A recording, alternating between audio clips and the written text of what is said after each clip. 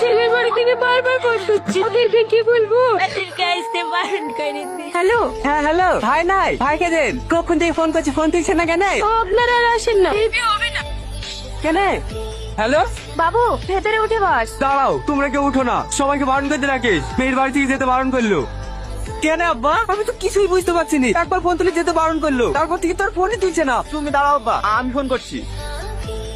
বাবু আমি একবার বলতে তো একবার বারবার ফোন করছি, আপনি একবার কথা বলেন। হ্যালো বলছি তোমরা কেউ আসো না। কেন আব্বা, কি হয়েছে? বুঝতে তো আসো না, আমার মেয়ে তোমাকে পছন্দ না। প্রীতি কই বর্মা? দেখ ঘরে বসে আসছে।